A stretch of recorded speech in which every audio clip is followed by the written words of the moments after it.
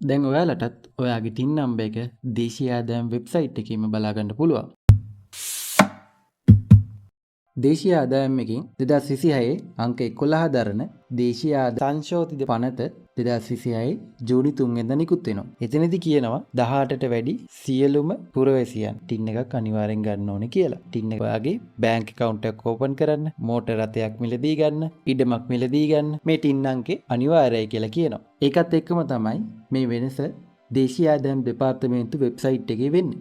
අපිට මේ වෙනකම් බලා ගන්න හම්බුනේ අපි දේශීය ආදායම් දෙපාර්තමේන්තුවේ රෙජිස්ටර්ඩ් කියලා විතරයි. හැබැයි දැන් ඔයාලට මෙන්න මේ විදිහට ඔයාලගේ ටින් නම්බර් එක බලා ගන්න පුළුවන්. මෙතනදී ඔයා මුලින්ම යන්න ඕනේ දේශීය ආදායම් වෙබ්සයිට් එකට.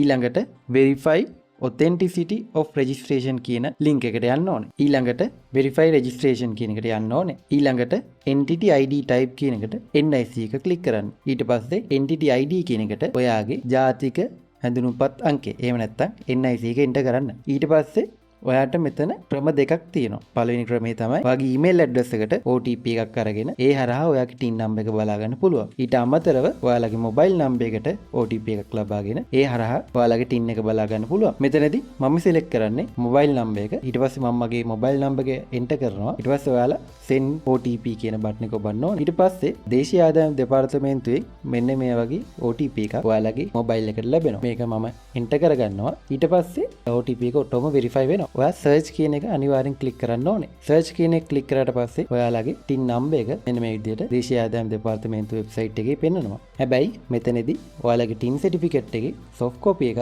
දේශීය ආදායම් දෙපාර්තමේන්තුවෙන් issue කරන්නේ නැහැ. ඒකට අපි පරණ විදිහටම ඔයාලගේ ළඟම තියෙන දේශීය ආදායම් දෙපාර්තමේන්තු කාර්යාලයට ගිහිල්ලා ඔයාලගේ TIN certificate එක collect කරගන්න වෙනවා.